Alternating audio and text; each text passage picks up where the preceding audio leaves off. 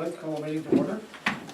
Almighty God, you have blessed us with memory, reason, and skill. Help us to use them wisely in the service of our town government. We ask this in thy holy name. Amen. Salute the flag. I pledge allegiance to the flag of the United States of America and to the republic for which it stands, one nation, under God, indivisible, with liberty and justice for all. Thank you all for coming. I believe we will have, is that Kimberly, right? Yes. Davis, Yes. County Treasurer, Yes. on the agenda to inform us and enlighten us on some possibilities down the road. Am I correct? Yes. So, Hopefully. come on the floor. All right, so for the purposes of the camera, I will sit. Okay, just let me put the camera on you. Okay. Don't be nasty. That means it won't be on us then, right? Yeah, I get the pleasure. All right, Let's see. No, thank you, Kim. thank you. So I'm here to talk to you today about the possible creation of a Clinton County land bank.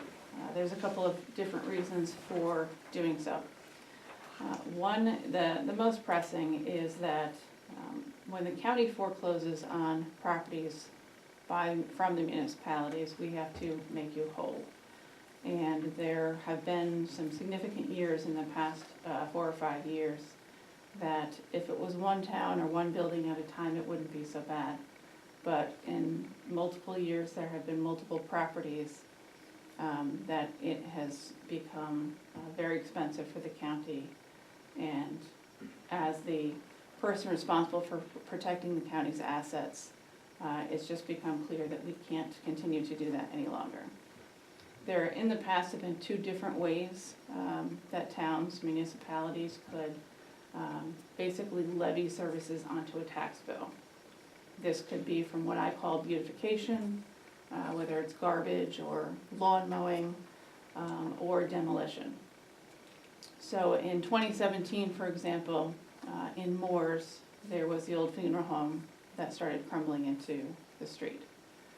And in that year, we had 4 or 5 properties that we had to make the municipalities whole. And, you know, there was almost $400,000 that we had to pay out that we did not recoup. So we've kind of come to, hopefully, this as a solution as to how to deal with the situation. There is provisions in real property tax law that state if a piece of property going into foreclosure is a significant financial liability to the county, we don't have to take it.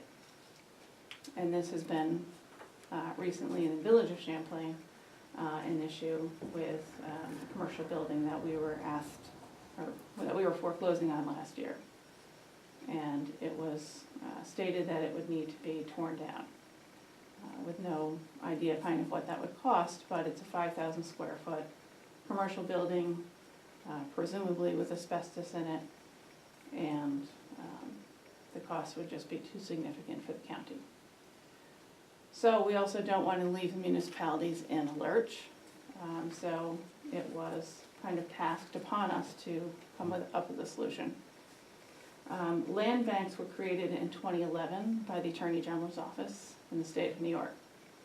At the time, this was when New York State had sued the banks, the major banks, for predatory lending and predatory issues with the financial crisis, causing the financial crisis.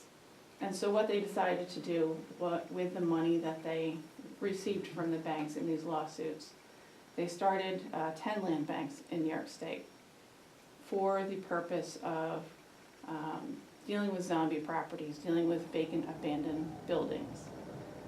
You certainly know of the 2 horrible yellow buildings in the village of Dannemora across from the wall. That is the perfect example.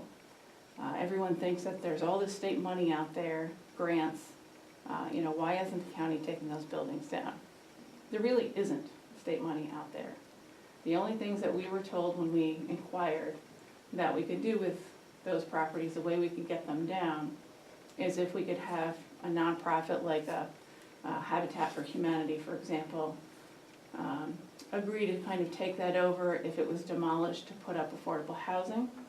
And I was pretty much told that that wasn't going to happen. Or economic development.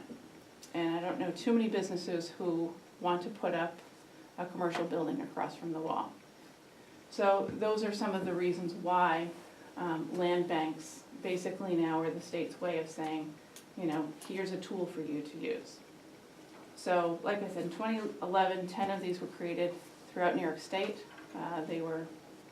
Those slots were filled up.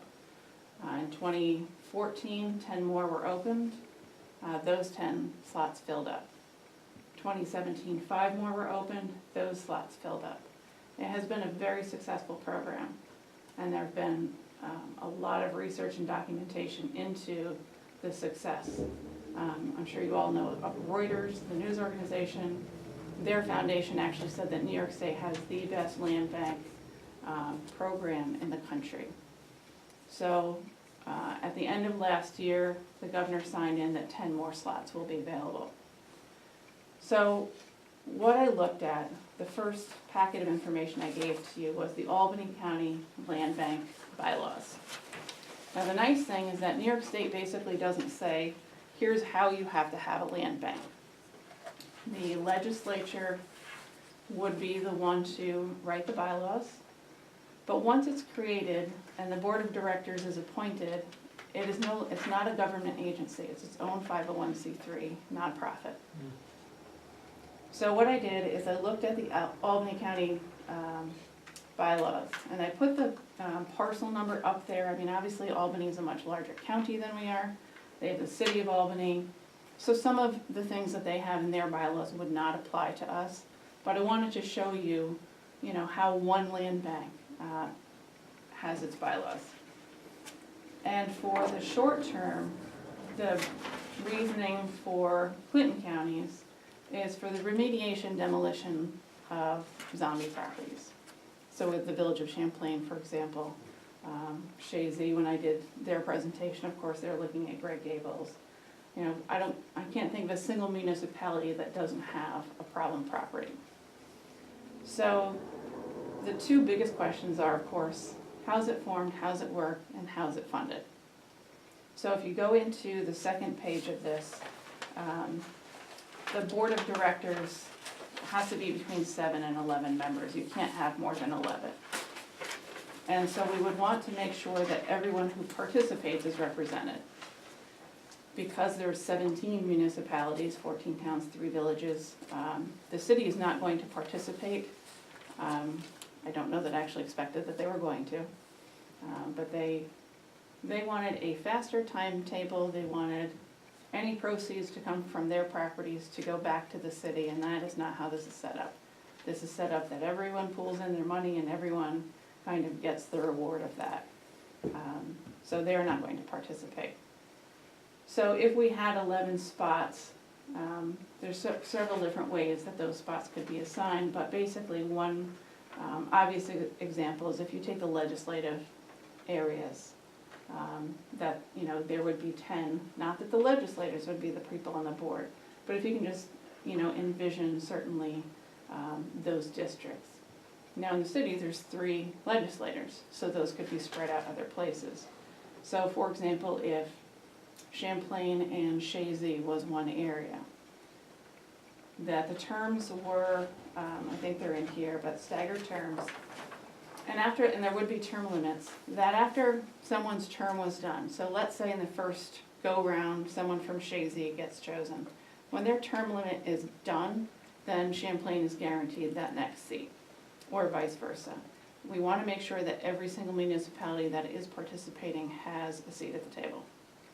The other question that came up when we had a gentleman come from the Albany Land Bank is the bylaws. So technically the legislature is the one who creates the bylaws. I have said to them, you know, they all need you to participate, so that there should be seats at the table even when the bylaws are written, whether that's representative of the Supervisors Association or however that is created. But everyone needs a say in how this is going to work if we're going to make the most people happy. So that is for your reading. If you come across a question mark, basically it just means, since this is a larger organization, I don't know that we necessarily need to have that in there. But again, I don't have a say into what the bylaws are. I just wanted to give you an example. So the funding is always the biggest question. And there are lots of different ways that this can be funded. And I've looked at several different land banks throughout the state. There are those that solely wait until the AG's office releases money every 2, 3, 5 years. And just to give you an example, in November, they released about $28 million. That's definitely spread within those 25 land banks, and certainly whether it's by size, but there are 2 multi-county land banks. The only people that can form land banks are foreclosing units, counties and cities. So in Clinton County, City of Plattsburgh and the county are the only 2. But we could actually do multi-counties. As I've gone through this process, just to get Clinton County municipalities to agree is tough enough, so I don't exactly think that having a Clinton, Essex, Franklin land bank, for example, especially with Essex County having Lake Placid, which is so much more expensive than anything else in the Tri-County area, but just so you understand what that process is. So there are other land banks that wait for the AG's money and then also apply for grants. So for example, in the village of Champlain, if there was a developer that said, if you take that building down, here are my plans for another 5,000 square foot building with commercial retail on the first floor, apartments on the second floor, then you can do the community block development grants that the state offers, Regional Economic Development Council funds. You can do multi-pronged grant requests through the state, through the developer, through the land bank. Land banks are allowed to apply for New York State grants. So that's another option. The third option, I'd like to see money coming in on a continuous basis, that we don't have to wait for the state. Because there's 17 municipalities and we all, like I said, probably have projects that want to be worked on. So I looked for a way that would be fair and equitable to all the municipalities. And since the county shares its sales tax with municipalities, that made the most sense. So the example I gave you is based on the 2017 sales tax figures. And in the first 2 years, so you get your budget kind of used to it, the figure that we chose was 1/4% of the sales tax. And then in years 3 going forward, it would be 1/2 of 1%. So you can see based on 2017, yours would be about $1,531 and then $3,063 going forward. The county's portion, some will say, we benefit from the foreclosure auction. That, for example, if we foreclose on properties from the town of Champlain, if there is money left over, that we get to keep it. And that is true. So what I suggested was that we take a chunk of money from the proceeds of an auction. In any given year, our budget for the proceeds of the auction in the last couple of years have ranged from $300,000 to $375,000. When I talked to Mike last year about the budget, knowing that we were going to recommend this, I said, why don't we leave the proceeds of the budget at $300,000? And in any year that we are between $300,000 and $400,000, whatever that number is from the auction, that goes into the land bank. So again, using 2017 numbers, that year we made $379,980. So $79,980 would go into the land bank, and that would be our portion. Going back, the only years we haven't hit those numbers were the years that we had multiple properties that we had to make the municipalities whole on. So that is not an unreasonable estimation. So I have done 8 or 10 of these presentations. Certainly if you look at those numbers, the biggest chunk comes from the town of Plattsburgh. I will certainly say they are a little reluctant, and I can understand that, Because if you look at the years 3 and on, if you round that up to 19,000, in their mind, at the end of 10 years, we can just put that aside and, do this ourselves, which is true. We never know the amount of money that any one project is going to cost. So I've done some other research. I've looked at other funding options. One of them is where the county actually would be putting more money in, but we haven't kind of finalized that, so it's not something I'm going to discuss here, but like I said, the more presentations I've been doing and feedback I've been getting, been trying to adjust this so it fits where the most number of municipalities are going to be happy. The couple of things real quick that a land bank can do that we cannot do, and this is also one of the benefits of doing this. Every year in our auction, we have, if you know how the auction works, is if Clark owes $5,000 on his house, we foreclose on it, and Jason bids $6,000. He has bid over the taxes owed. If he closes, it's his. The county legislature has nothing to do with it. But if Brian bids $1,000 and $5,000 was owed, then the county legislature has to approve that sale. And there are properties, it's my 6th year, I've already seen come back into auction because they tend to be very low assessment or there's lots of problems with them. And these are, causing issues with, just property values draining, your neighborhoods, crime, etc. So a land bank has some superpowers. One of the things that we've discussed is having them come in, and if Brian is the high bidder and he bids $1,000, the land bank can come in, bid $1,001, the county sells it to them for the $1,001. They are allowed to vet the next person who buys it. We have to take any high bidder, no matter who they are, where they come from. And the problem is, and this is what happened in the village of Dannemora at least twice, is the last time it happened, this kid literally from Long Island drove up that day, had never even seen the buildings, had watched one of these home remedy flip-it shows, and thought by bidding $1,100 each on the 2 buildings that he was going to be able to make thousands of dollars. And had never seen them, didn't know that they were condemned. And this actually happens every single year. We have people who come in and don't know what they're bidding on. And so this would be able to stop that. Because what the land bank is able to do is let's say Mr. Barkham is a construction company. And he wants to come in now and buy that property to develop it. The land bank can say, okay, show me the experience that you have doing this, show me your financials that you can actually afford to do this. They're allowed to vet the people where we cannot. They can also say to you, the town of Champlain, if it's a building in Champlain, if you'd like affordable housing, if you would like a first-time home buyer program, they don't have to sell it to the highest bidder. They can, you can go to them and say, we like that turned into a program for a first-time home buyer, and they're allowed to do that.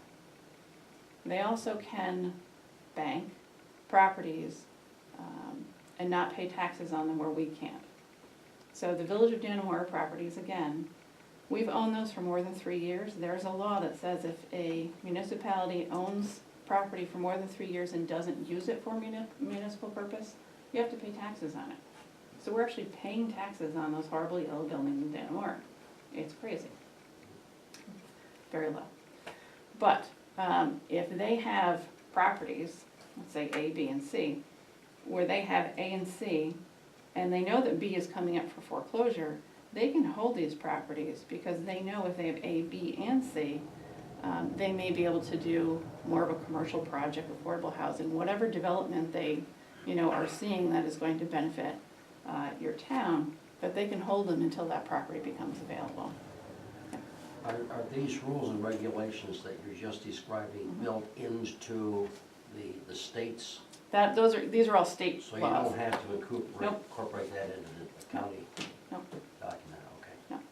Those Yeah. rules are already set out there. Those are in land bank rules, yes. That's good. Yes. So, and actually I'm glad you brought that up, I just want to say as a side note, there was a question from one of the legislators about, well, what if this organization happens and then they go rogue and they want to do whatever they want to? They can't. New York State, even though they're not a government entity, there's a lot of oversight on what they can do. You know, another benefit to this is that, like I said in the beginning, we certainly would want to use it for remediation and demolition, but they are allowed to use it for affordable housing, senior housing, economic development, green space. And that is a cooperation between the land bank and the municipality. So there are plenty of other things that they are allowed to do. You know, that would be a great hope in 20 or 30 years from now, but just so you know that that is available. I'll pause and see if there are any questions. The property in the village of Champlain now, if the village has to tear it down, do they own the lot? Nope. Who owns the lot? The gentleman still owns it.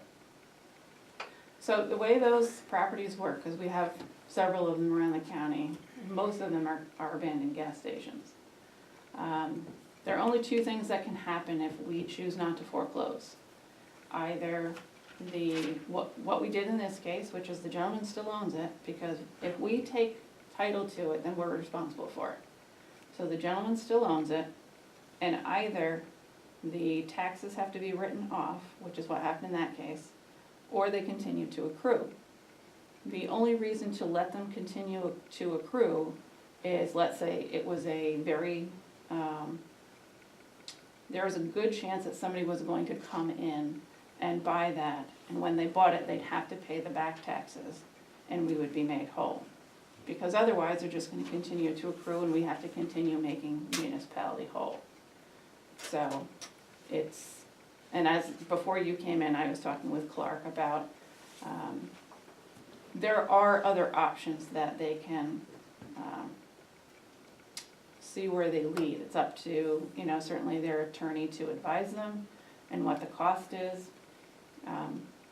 This case is very particular because the gentleman is Canadian citizenship.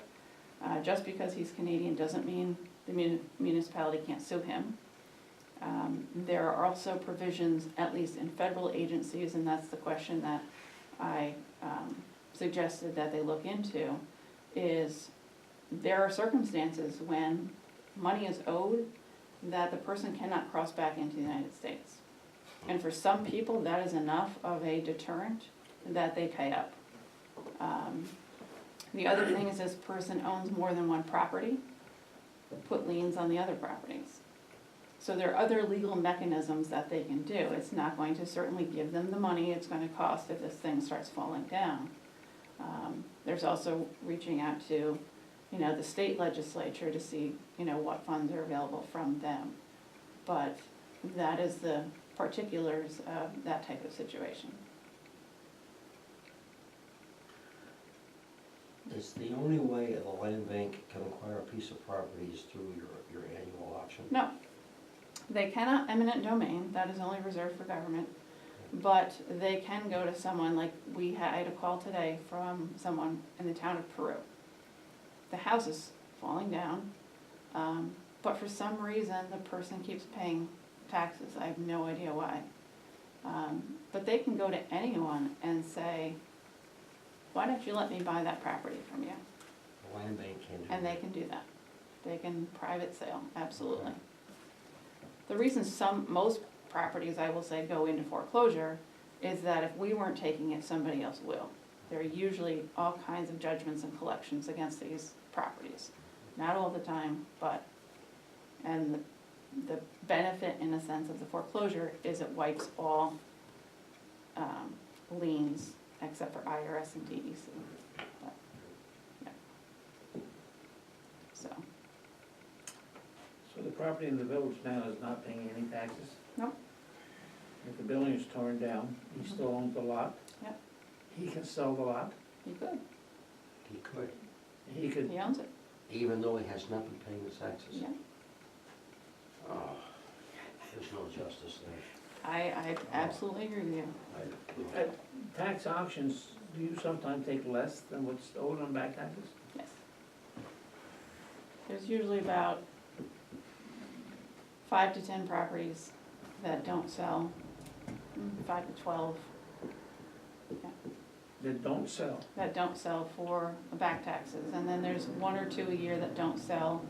Those, though, are generally non-buildable lots. Somebody at some point, whether a surveyor or an assessor, whomever, there's no logical reason why these slivers of properties were ever made into their own parcel. And generally what we do with those is offer it to an adjacent landowner, you know, for a nominal fee and deal with it that way, but Get it back on the tax roll, I would. get it back on the tax roll. How about if the bank has an interest in the property? Generally, then the bank will pay the taxes. It is very rare for a bank to let a property go unless they just wanna cut their losses. The only other times is when someone in the bank makes a mistake and doesn't heed our warnings, even though we give them all kinds, and either somebody missed the paperwork, whatever. I would say every other year, every third year, some bank will make a mistake and it will go up for auction and they realize their mistake afterward. Well, what happens if somebody is the high bidder, Mhm. a piece of property the bank has interest in, can they still collect from that one? You want? Oh no, your rights are extinguished when we foreclose. No. Because we've done everything according to the law for, you know, basically it's a 2.5 year process.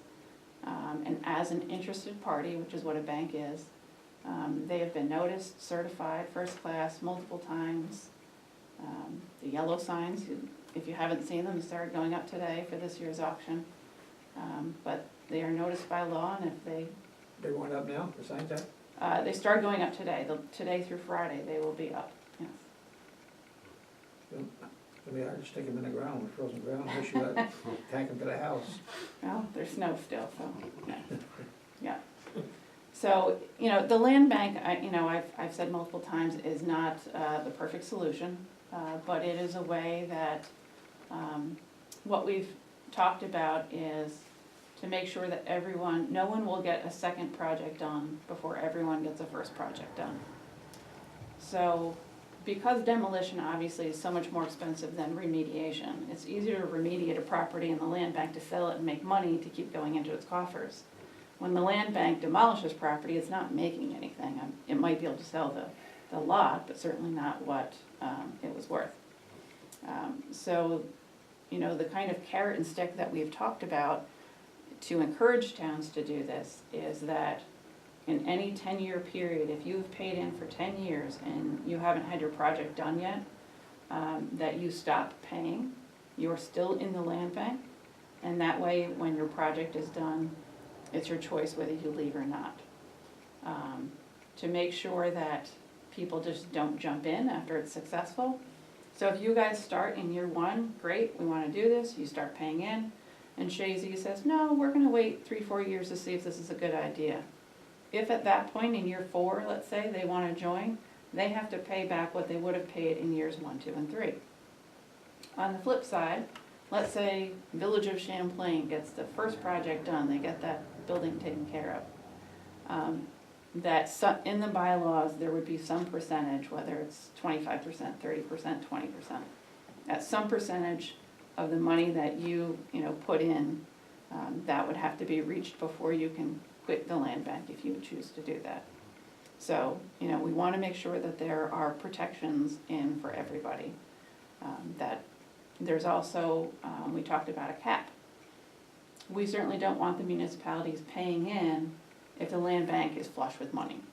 So there would be a cap in there, whether it's 7, 8, 10 million, whatever number, that in any year if the land bank has, gets a couple of grants and has cash of 10 million, 8 million, whatever number, then that year or any years following that it has that money on hand, nobody pays in.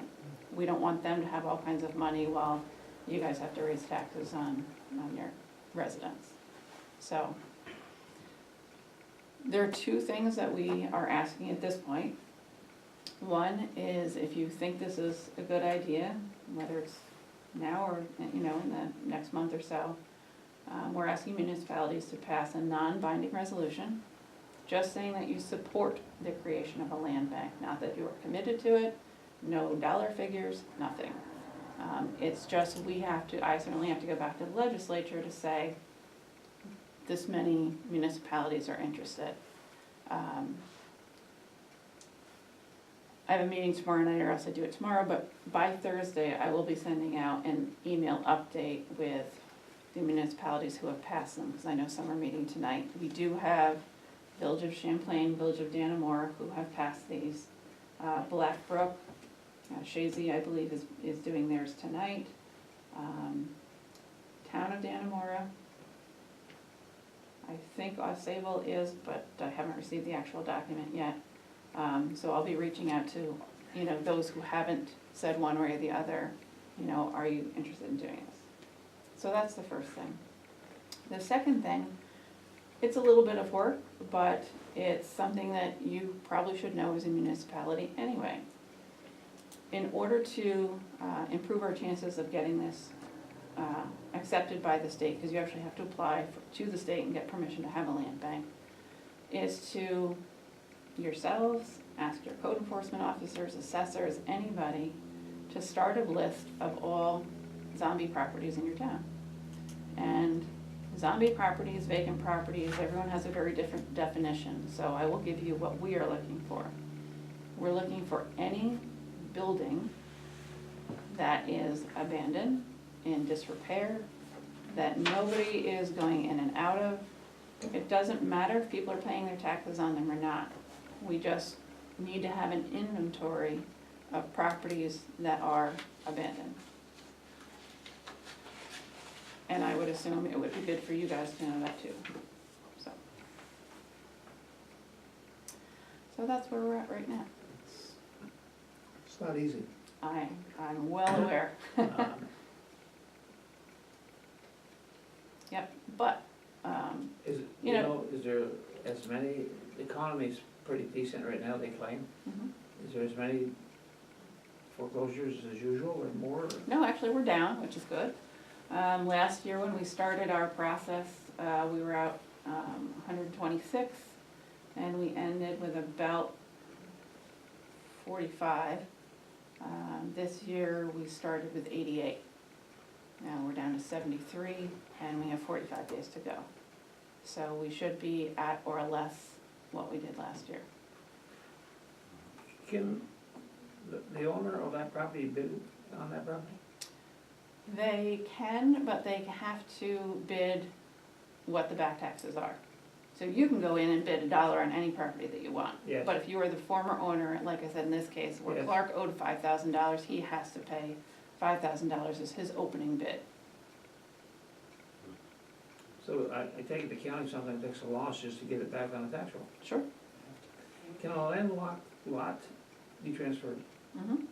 We sell them, and we disclose that they're landlocked, or possible landlocked, or may not contain road footage, is sometimes how they put it. Those generally, neighbors usually buy them. But again, these are the ones that people who don't know the area, come in from outside, think, oh great, 20 acres in Beacontown, and they buy a piece of property they cannot access. So, Are they told that? they are told that. And in the websites, on the catalog, many times during the auction, we say, do not bid on a piece of property you have not done the research on, because we don't guarantee any of the information.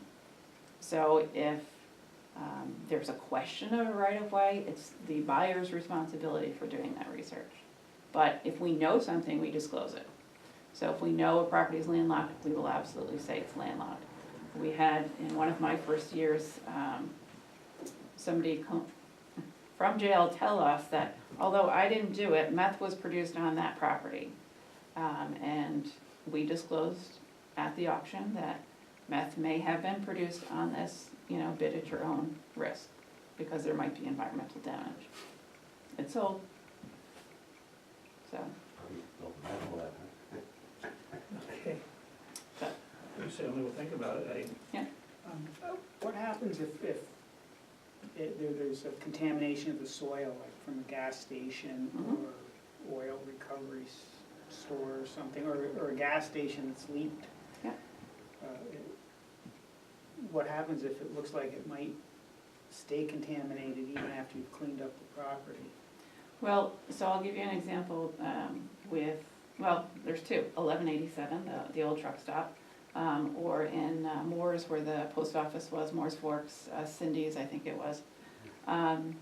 We generally know, certainly if it's a gas station, we look, there's a DEC database that I go into every year and I check the properties that we feel may have that contamination.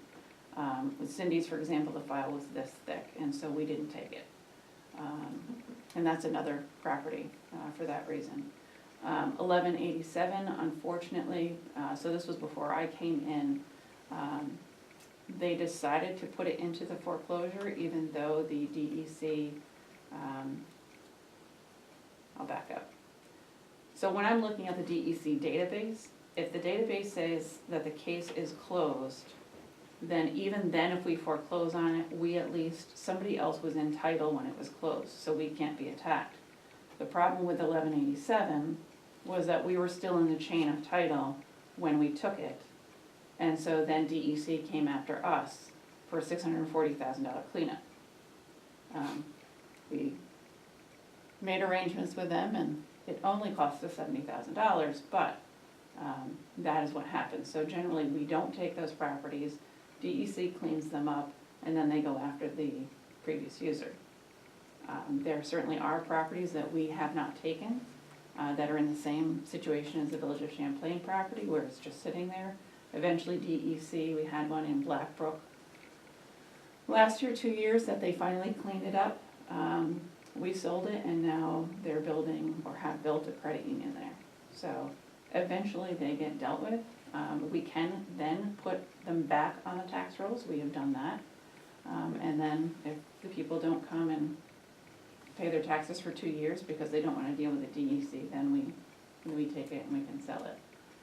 But we always check with the DEC to make sure that we're not, again, putting the county in a position where we're gonna be on the hook for contamination. So it's a possibility that type of property wouldn't be helped by the land bank. No, because that's more of a DEC issue, and like I said, with 1187, we at least were able to say, hey, look, you know, we don't have $640,000. They had already done the cleanup, found some more, and you know that's why it actually went up so high. But they're trying to be more understanding with those types of situations that municipalities just can't handle the cost of those types of cleanups.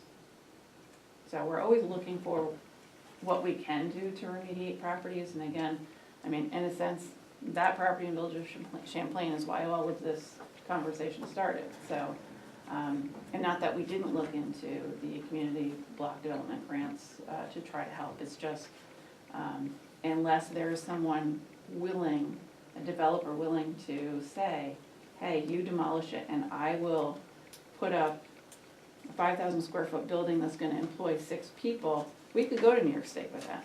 And I've spoken with, you know, the presumed next mayor about that. So that is something that can be done, but it's just that the county can't say, okay, we're gonna clean up every property that's gonna get foreclosed on, because we just will run out of money. And how will it affect the cost? Do you know yet? If say 2/3 of the municipalities participate, what do you think would happen to the land bank? So it's, and again, you know, the process is that everyone's going to get a project done. We certainly, you know, will take the AG's money anytime they decide to give it out, apply for grants whenever we can to, that way we're using less money out of the land bank itself. And again, these are yearly amounts so that there's always, you know, money coming into the land bank. So even if only 2/3 participate, you know, if you go 10 years and you've paid in, then, you know, you don't have to pay anymore, and as, you know, eventually the money, you know, is gonna come around to your turn. Like I said, I am working on a second option that more levels the field of, because the demolition is, we don't get any real return on the demolition versus the remediation part, I think it will help that situation.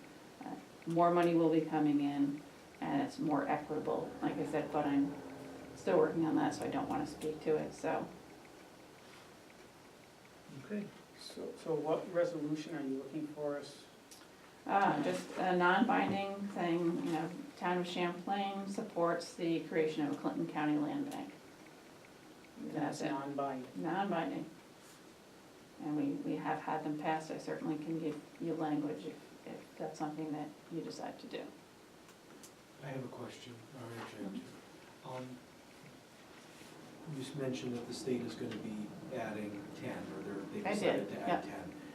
Making the total number, how many do you know? 35. 35, Yeah. with probably the thought that there would be more maybe in the future? Yeah, we don't know, and we don't know, I mean, I certainly can understand in the first time around, this was kind of a test case, which is why they only did 10. There certainly is the fear that, you know, okay, if every county and city Well, this is my has a point. land bank, This yes. is my point. If it becomes So- very popular and then Right. everybody's jumping in on this, Right, where does the funding come from? I mean, Mhm. you know, obviously, AG's only gonna have so much money every year to be able to put into these land banks. So I'm just wondering what the possible future outlook is. mhm. I understand you wanted to get from the municipalities, but Mhm. where's the money from the state? You know, could that dry up or be considerably less in the future? Mhm.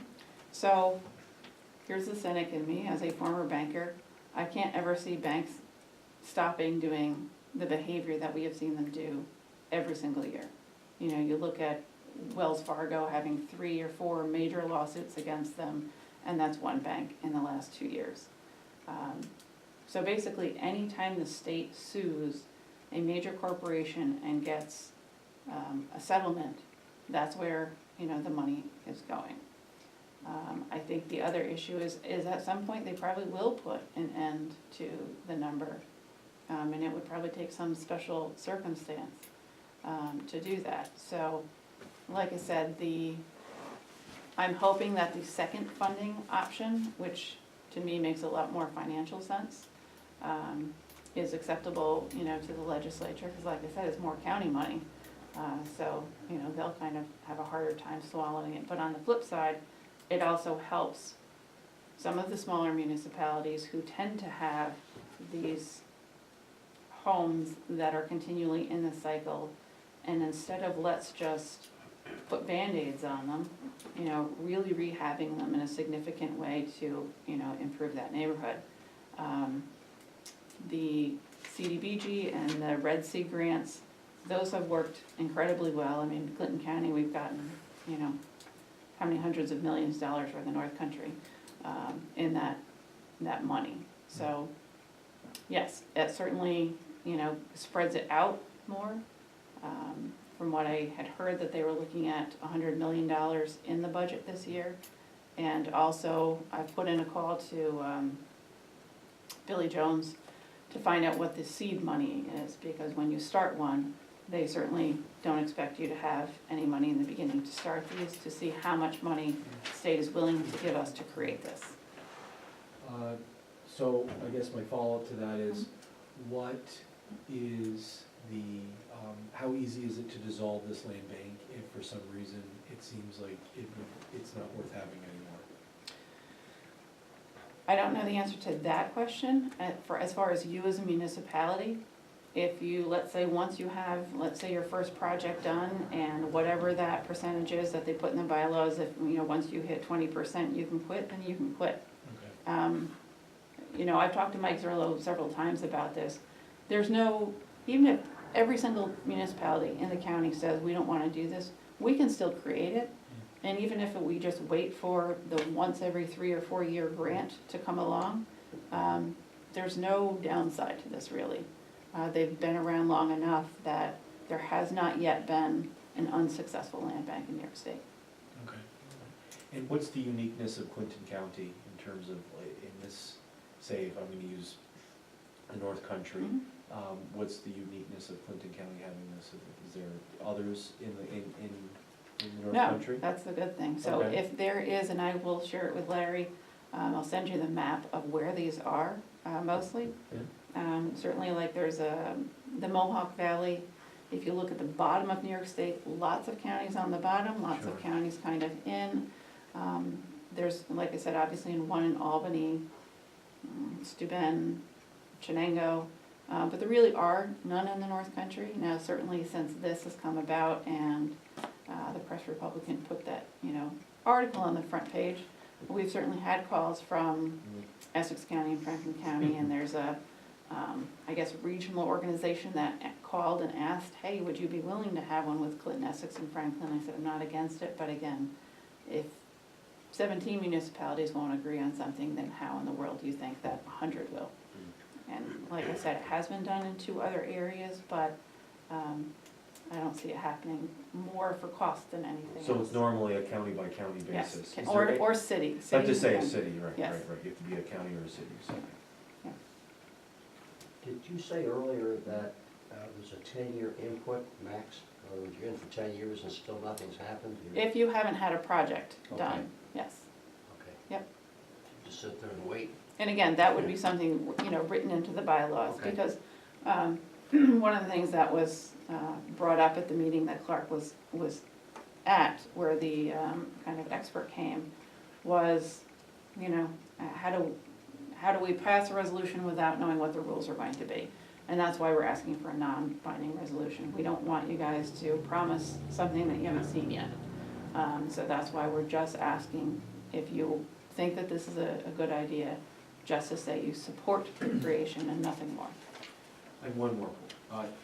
The county sees doing the non-for-profit road on this to be better than just asking the municipalities in Clinton County to charge a fee that then goes into this account that the county has for this purpose.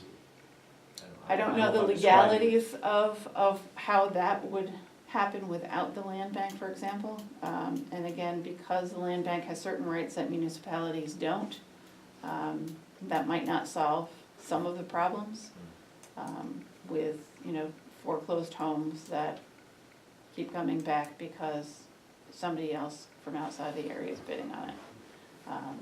So I don't know that legally we could do that. Okay. I can ask.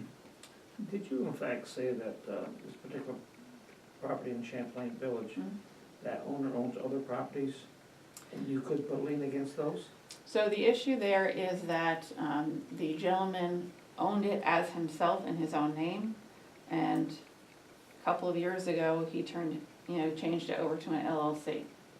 So the question for the attorney is, because you can show who owns an LLC, if he owns, 5 properties with 5 LLCs, because he is the same entity owning them, as a member or a member manager, which is how LLCs are classified, that because he has an interest in all of them, then they should be able to put a lien on all of them. But, I'm not a lawyer, I understand. That Play will be one a on topic TV. of conversation very soon after I leave here tonight. yeah. It just, it doesn't seem right Mhm. No. that the public would have to tear down the building, and he still owns a lot and could Right. sell it. So one, and actually here was another kind of solution that I had suggested at one point, is at one point, I believe, the gentleman had said, I'm walking away, or I will turn it over. Have him sign a quitclaim deed and don't file it. That way, if that ever happens, because they don't want to take the liability. If the guy agreed today to sign it over to the Village of Champlain, I would advise them too not to take it, because if it falls down, it's now theirs. Same reason we don't wanna take it. But if they have him sign a quitclaim deed, and then are able to, whenever they're having it fixed, or if you can apply for a grant saying, we have a quitclaim deed that says that we will own it, I've already asked the state, and the state said, yes, we would grant a grant if everything else works, because you have a document saying that you will own it. So that is another solution. But don't file it. Don't file it, Gotcha. don't sign it either, All right. but that way you have something from him that says you have the ability to own it, Complicated. yes. But the one that in Champlain, if it fell down tonight, The village is gonna have to clean it up. And that's why with what happened with the village of Dannemora, knowing what we know now, we wouldn't have ever taken those either. But Hindsight. we now have to pay to take those down. Okay. Yeah, and that'll be between $300,000 and $500,000. Because they're full of asbestos. So, Unreal. yes, it is. The joys of being a municipality.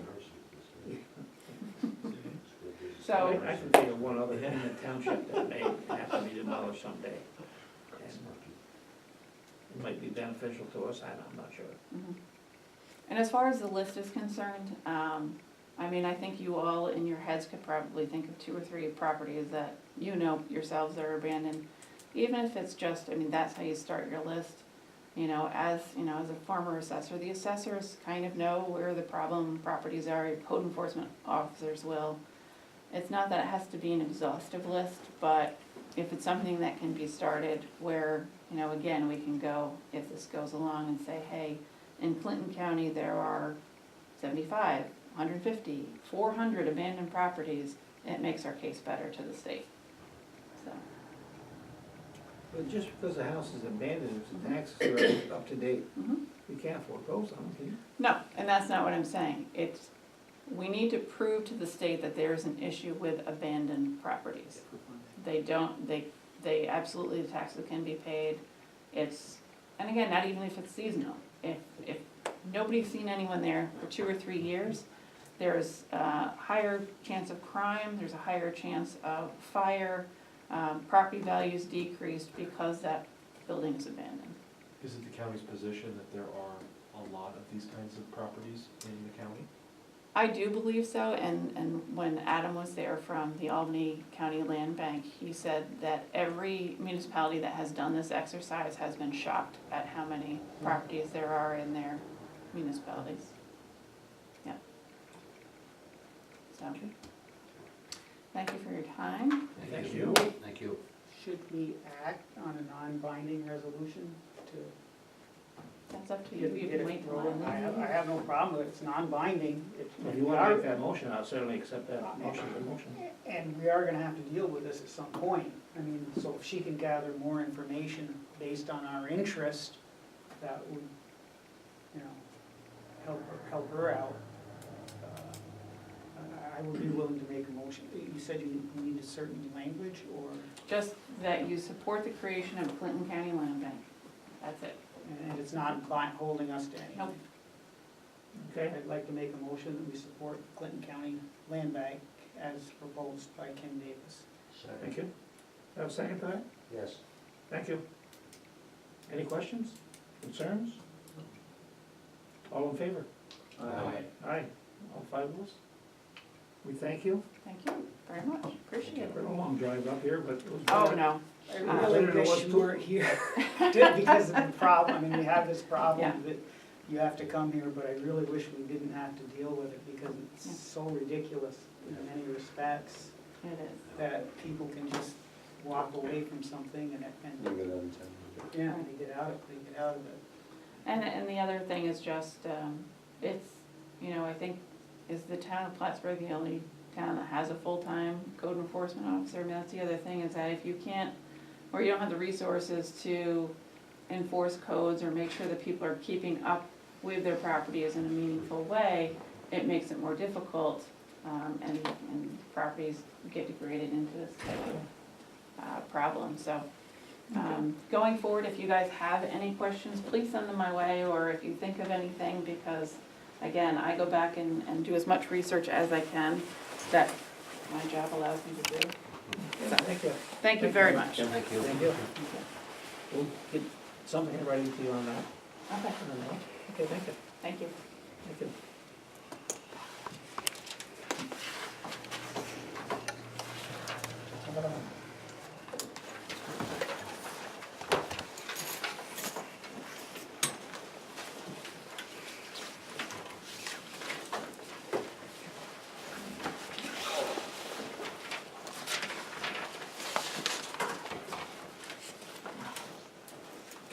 Look, a motion to approve the minutes of February 12th, our regular board meeting. Do I have a motion? I make a motion that Thank we you. approve February 12th minutes. Do I have a second? Thank you. Any questions or concerns about the February 12th board meetings? If not, all those in favor? Aye. Opposed? It's carried. I also would like approval of the special meeting that we held on January 25th. Need a motion to approve. I make a motion that we approve the February 25th special meeting. Thank you. I'll second that. Thank you. Any questions on that one? February 25th special meeting? If not, all those in favor? Aye. Opposed? It's also carried. I'd like a motion to approve the town clerk's monthly report. I make a motion that we approve the town clerk's monthly report. I'll second that. Thank you. Any questions? Those in favor? Aye. Opposed? It's also carried. You have your monthly JCO monthly report, strictly for information. They had 138 total number of trips coordinated, which is substantial. Please read that over. You also have your monthly report from the EMS service, the little calls and mileages. That's strictly for information only. We do have a letter from Jane West. I, Jane West, will be retiring effective March 29th. It has been a rewarding experience over the past 29 years plus. All the best to everyone, and a challenging future lies ahead for all of you. I would like a motion to accept Jane's resignation. Did we approve of a civil letter last December? No. No, not that I know, we didn't have a date then, Okay, okay? all right, The date had to be set with the okay, civil service, okay? okay. Do I have that motion? I'll make that Thank you. motion with regret. I second that. Any questions? Those in favor? Aye. Opposed? It's also carried. The next thing here is from Sarah Gagne, our new secretary. She would like to become the appointing civil service officer for personnel, so she can sign the civil service paperwork. I make a motion that we approve Sarah Gagnon as the civil service personnel. Thank you. Second. Thank you. Any questions? Those in favor? Aye. Opposed? It's also carried. I have a letter from David Coonan. He's on the Board of Assessment Review, wishes to resign off the board after 10 years of service. I would like a motion to accept his resignation with a letter of regret. I'll make the motion with Okay. a heavy heart that he is Thank you hanging for up his service. hat, but we'll take it. Okay. Do I have a second? I second it. Thank you. Any questions? All those in favor? Opposed? That's carried, and just for information only, we are looking for a new member for the Board of Assessment Review. It'll be for the remainder of the term that he has now. It's normally a 5-year term. If anybody's interested, please contact the town. They meet at the end of March or the end of May? They have In one May. meeting? May, okay. Once a year, they have to go to training once every 5 years when they get appointed. Right. Then they're good for 5 years. It's a 5-year term. Off the top of your head, do you know what's left of his term? I believe 10 years, you got 2 5-year terms. Am I correct there, Julie? I'm not sure. I'm almost certain of that, okay? So it wouldn't be maybe much time left, or whoever filled in for him would be, No, well, that's true. I don't know if I answered that question. okay. We can check that out. Well, it usually comes due in the fall, Okay, so I'm not sure if he's up this year or not. okay. Well, I know it's a 5-year term, he's got 10 years, that's why I'm thinking he had 2 full 5-year And terms, there's a term limit on not to my knowledge. it, so this could be just. Okay. Okay. I have a letter from Charter Communication pertaining to the resolution that we passed last meeting, I believe it was, 2 months ago. Calvin, would you like to address this issue at all, or? Yeah, I figured I'd come here after the fire department meeting and you guys would be all done. So, I just pick up my camera. We waited for you. Oh, thank you, appreciate that. If you wanna go over it paragraph by paragraph, I read it quickly when I got back from making my rounds today, but I can address each of those concerns, but, you know, what they're basically trying to do is make sure that nobody wants to use the public access channel. If they throw enough roadblocks out there, then people won't use it, but, there's questions like, how will the town know that, I won't be doing, advertising? Well, I had a leased access channel, and I've been running on public access channel since in Plattsburgh since the early nineties, and no advertising in there.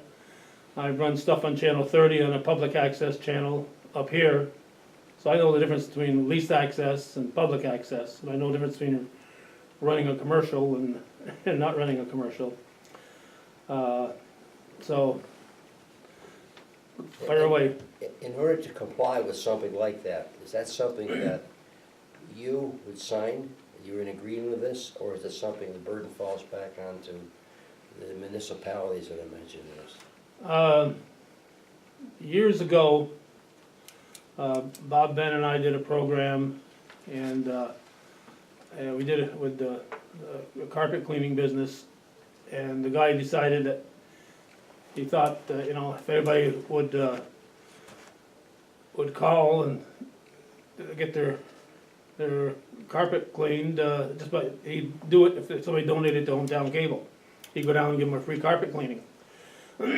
So we put that on, and they deemed that, so all they did was, they took us off the air. So it's not like you gotta pay $1 million to the Spectrum, so they took us off the air in Plattsburgh for a while. Up here, there was no problem, because it was leased access, I was paying to have the commercial. But they went to the Public Service Commission and the state said, well, that came on a little strong, so that's what happened, so. So that But others outside of the area view this stuff and say, hey, we got the guy, and they take care of that, so they What don't do you come mean? and tell us, hey, we got a problem. You know, if they see something that they think is an ad, then they would say, here's an ad, and Okay. somebody decide if that's an ad or not. You know, in 3 weeks, I'll be going up to Dragoons Farm Equipment for their annual Customer Appreciation Day. This will be the 30th year we've gone. I don't go up there as an ad, it's a community event, and I go up there to talk to people, but, you know, somebody who wants to catch you might say, oops, that's an ad. Well, every time somebody drives by in a float on a parade, it's an ad. How, you know, what do you wanna do to? Yeah, you have to blur the image, you can't see that. Yeah. Calvin, how should we respond to this? Well, I mentioned it to Bill Arthur in Shazy. I saw him at an event, and I said, what happened way back in '83, when we first started getting on public access, I didn't start leased access till '86. There was a committee formed because the school was so concerned that I'd be exploiting the children by putting a softball game on or something. The first game we did, every parent had to sign a release. I said, if Channel 5 shows up, takes a picture of your kid and puts it on the news that's going all across New York and Vermont, you had to do a release signed. So if the radio station shows up, you're happier than heck that they're there showing you, giving your school some exposure. But so after the first game, that fell by the wayside very quickly, but there was a committee, the village put up a person or two, Rouse's Point put up a person or two, town had 2 people.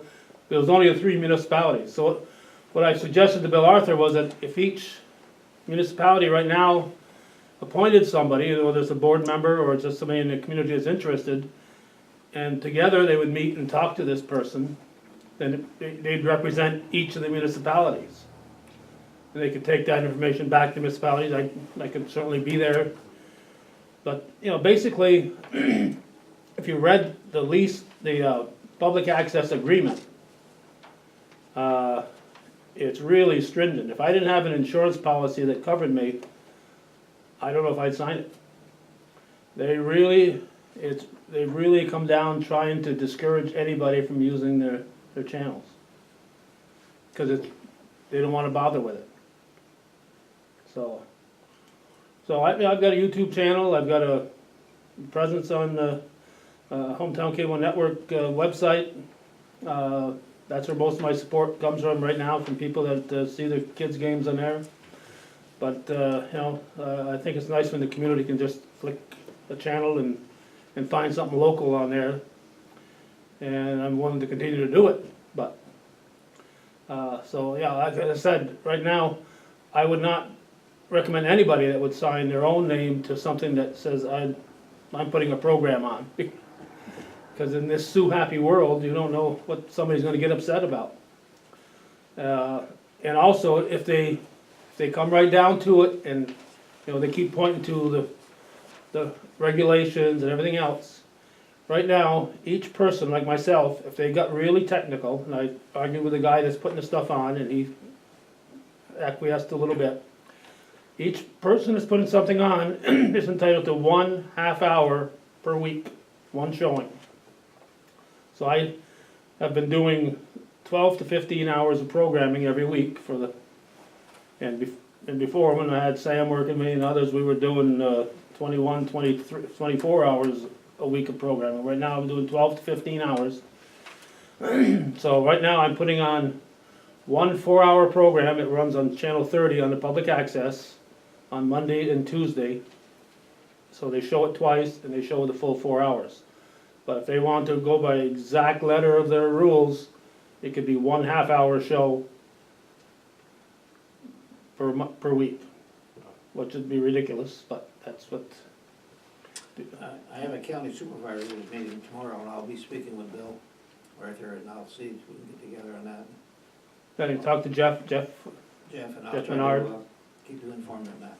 yeah, Larry Ross, Altona wrote one, the only town that didn't write one yet was Ellenburg, and I don't know, haven't talked to them, so I don't know. But the Most of two, those guys make the meeting, not always though, the so, 2 villages did, and 4 of the 5 towns did. okay. See, what happened was originally, when they came in here, I saw in the newspaper, Steve Manor wrote an article on the cable franchise, and it said there'd be a public access channel. And I said, well, that sounds interesting. So I got the Woodman involved, and we had an hour programming once a week. Actually, it was 2-hour programming. From there, we had the manager was Charlie O'Brien, and when he was replaced, it was a guy named John Bailob. When I decided to go to leased, they didn't want any money because they knew what an asset it was for the local community. But you had a local manager that understood this, so they didn't take any money from me. And then when Time Warner bought new channels, then I had to start actually paying for that leased channel. And there was the public, so I was using the public access channel as my channel, but if somebody brought in something and said, I want this put on there, I'd just make room for it as part of my programming. And that's one of their questions. So if somebody's got something they want to show, unless it's obscene, I'll make it part of my program. It's not that hard to stick something else out and do it in there.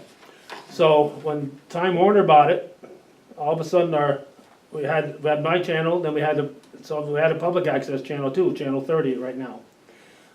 My channel was channel 24. So channel 30 then started sharing not just our 5 towns, but also with Malone and Brushton, Moira, and Bangor, and all of northern Franklin County. And when Charter bought it and became Spectrum, they've included that public access channel all the way down into the Ogdensburg area. So anybody who wants to use it can use it. So it does tie it up. Like on Saturday nights, there's somebody who puts on a public domain movie. It's an old faded movie it had nothing to do with local content, but they don't care if it's local content or what it is. That person who's doing it isn't really local, he's just got somebody that signs for him and puts that out. So it'd make it much easier if we could just go back to having our 5 local towns represented, because that's the area that we cover. Okay. So, Certainly been a value asset to the town. but, if they refuse to bend, the rules are on their side, they don't have to bend. They don't have to acquiesce and take care of the viewers. So that's how it stands. Okay.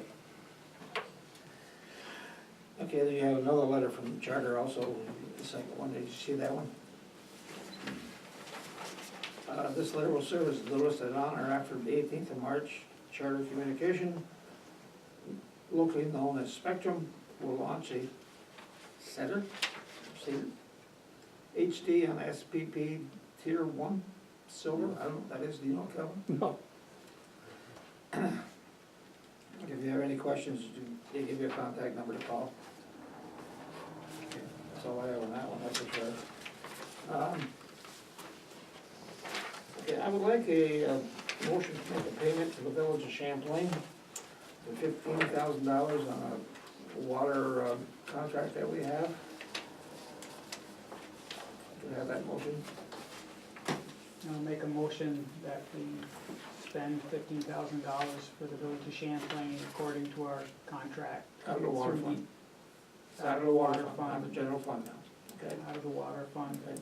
Good, thank you. according to the IMA agreement. Should you include in that what that represents, what that's for? It's part of that $30,000 contract, it's in the IMA, Yeah, to provide services to the town, okay?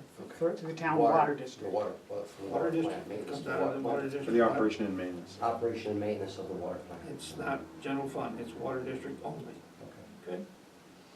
I believe I have the motion, do I have a second? I'll second the motion. Thank you. Any questions? Concerns? If not, all those in favor? Aye. Opposed? Carried, thank you.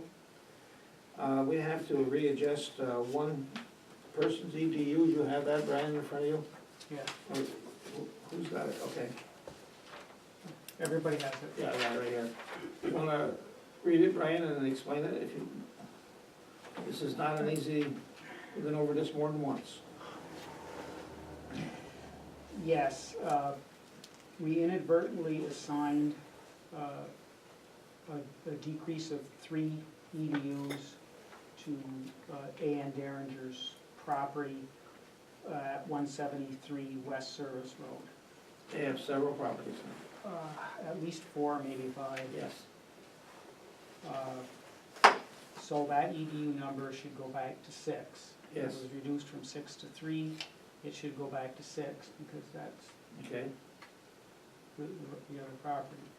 The property it should have been assessed on is the A.N. Derringer property at 193 West Service Road, which is an old office building, and it's not used a lot. Very questionable about how much use it gets. The old EDU was 8.5,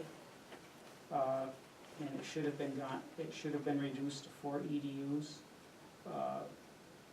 Because of the 3 EDUs being changed over where they should have been to the 193 West Service Road, and adding 1.5 EDUs, it would bring it down from 8.5 to 4 EDUs for a total loss to the town of 1.5 EDUs.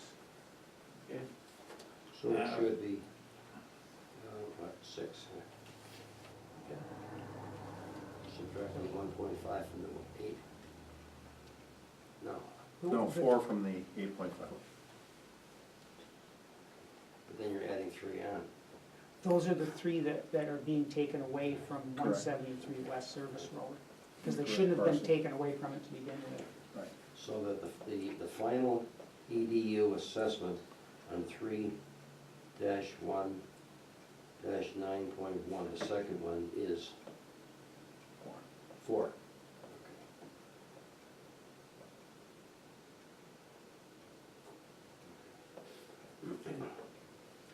I believe it's correct in the reading, so, okay. And I also, part of the motion, I would like, because I think that bill, the dues are due yesterday, today, right close by here. When? No, they don't go back out to May. No, the present bills are out. We're adjusting the present bill that he got, because he said we made the mistake. Oh, so you're changing the bill that already went out? Yes. Yes. that bill, he told me was due this week. I told him as soon as we made the adjustments, that he said it's 3 or 4 days after the due date of the bill. The present of these due bills that are out now, do you know when they're due? They were due yesterday. Yesterday, okay. I will give him a call in the morning and tell him it's paid within a week. He doesn't have to pay if that'll be part of the motion now, if it's desire of the board, okay? It was our mistake, so to speak, okay? So, you made the motion, Brian, did you?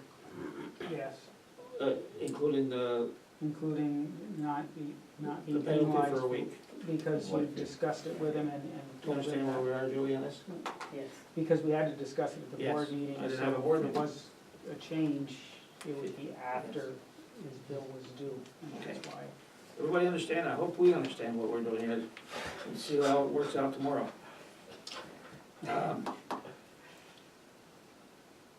So I'll make that You motion. got the motion, I need a second, if there's one, please. I second it. Thank you. Any questions? No. Those in favor? Aye. Opposed? Carried, thank you. Can I have that?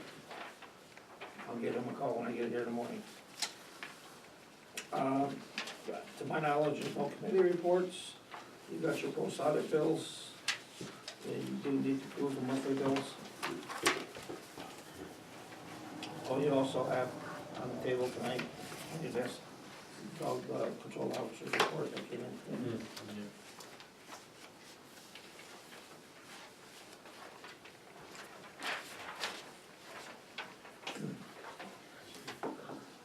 Could I have a motion to pay the monthly bills?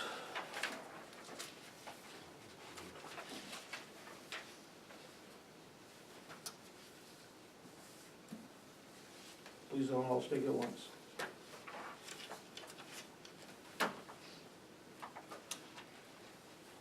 I did review the bills this evening, they seem to be in order.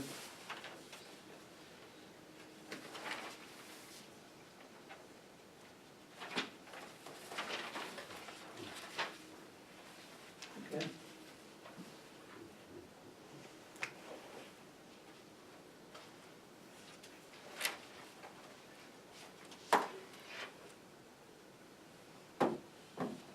Any questions, concerns?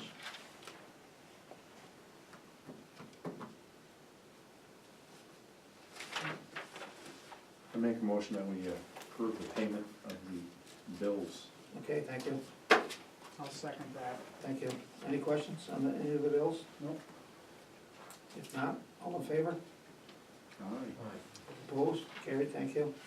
I did need a motion for I exec. gotta do Oh, these. go ahead. Sewer project disbursement approval number 13, Bernier car for 2008, 2760. Thank you. I need a motion to approve, we gotta sign that. I got one, you got? 2 more. You got 2 more. Can I get a motion on this one, please? See if, I'm just looking, waiting for Rick to see Oh. if he sees anything.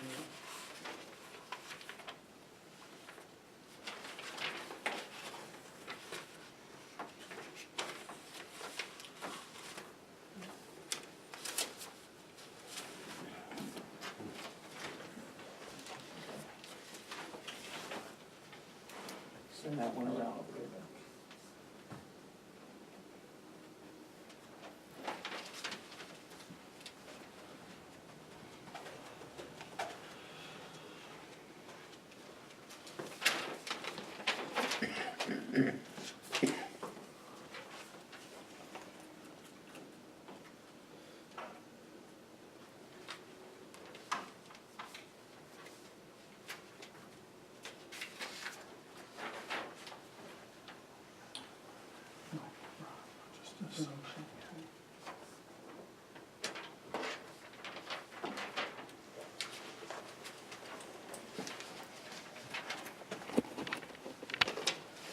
And Engineers fees? And I thought we had spoke with Corey on the phone, and I thought he was supposed to send something. Kind of, documenting, summarizing how those categories, some of them are broken down. I haven't received anything, have you? Well, verbally. Again, I have, that's not what we want. Correct. Yeah. Did we approve this first one, Julie? Not yet. Not yet.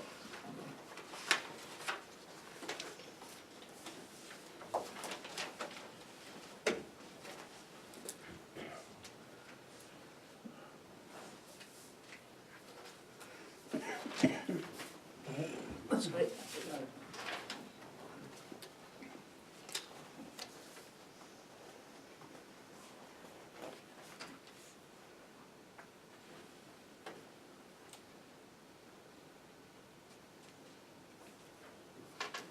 Do we have a motion on this one? Nope. No motion either. Okay, we need a motion to approve Bernie and Carr for $2,827.16. I make a motion that we approve sewer Sewer payment number district. 13 for $2,827.16. For sewer district, okay? Thank you. Do I have a second? I'll second it. Thank you. All in favor? Aye. Opposed, carried, thank you. What, now what do you got?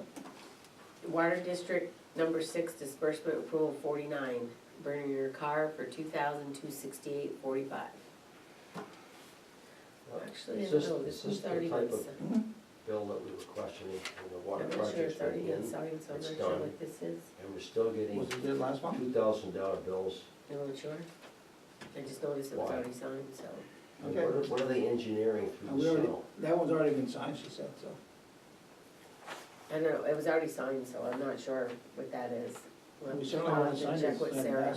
Oh, I'll have to check with Asking Sarah. about That was the one we were asking Pending about, and approval. so we wanted to, right, we were pending approval. Yeah, pending approval based on our conversation maybe over the And, fall. and we had that conversation on the phone, so, No, so now we have to make a motion to pay that, correct? Because that wasn't paid, correct? I think it was paid up, I think it was paid pending Yes. Larry. he explained to me, Bruce, I can't, We've got Okay. the minutes, yeah. Okay, I don't remember the exact conversation, okay? all right. And he was supposed to give me something, but he has not. I called him today on something that he should have done last fall, but I got done today. What else you got, Joe? You got another The one? sewer project disbursement approval number 10 from Brandon Construction for $111,720.56. Can you read that out one more time, please? 111,700 what? $20.56. That one there, I can explain to you, that Brandon's, contract was $182,000 for that sewer line, and that is the payment, partial payment, I should say, for the pipe that's in the ground.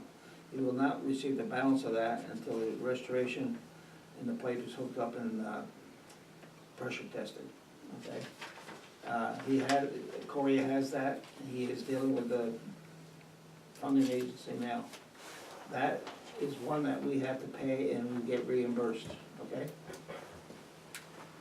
We paid that out of the bond that we had, the sewer bond, okay?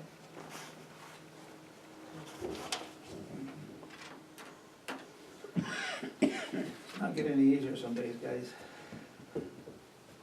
Yeah.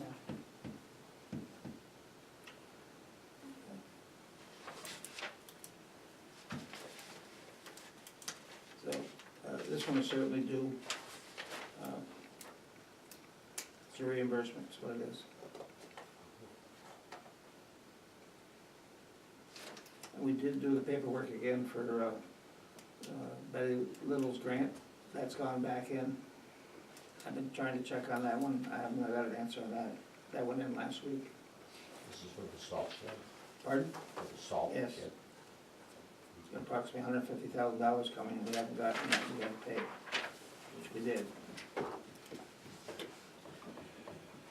Okay.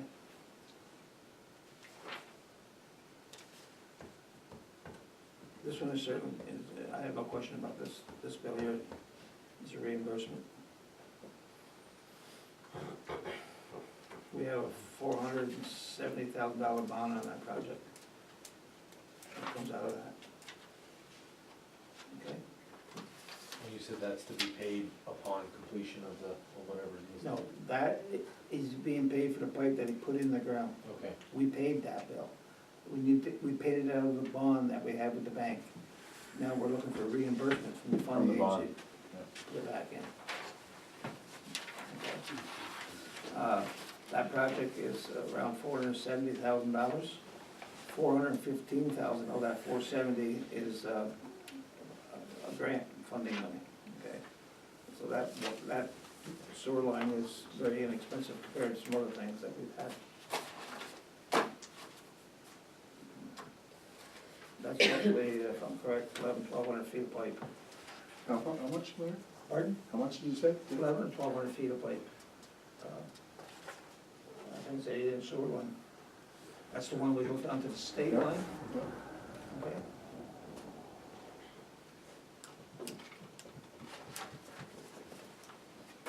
Thank you.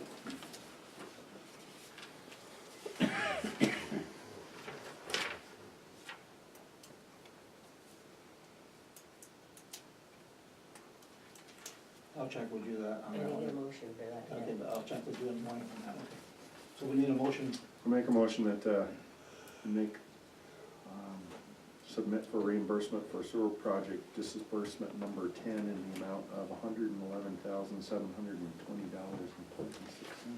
okay? Second. Thank you. All in favor? All right. Opposed? Carried, thank you. I have nothing else for public session.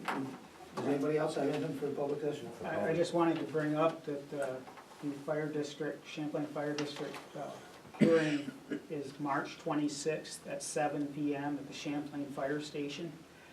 And the vote is April 9th from 1 to 9 at the Champlain Fire Station. And it's a really important vote, no matter which way you go, but it's an important vote. And if you need more information, you can go to the Champlain Fire Department website and get more information off that, or call one of the people in the brochure that was sent out. Yes. Okay. If nothing else, I need a motion in the executive session to discuss the contract. I'll make that motion. Thank you. A second? Second. Thank you. All in favor? Aye. Opposed? Carried, thank you. How did that meeting go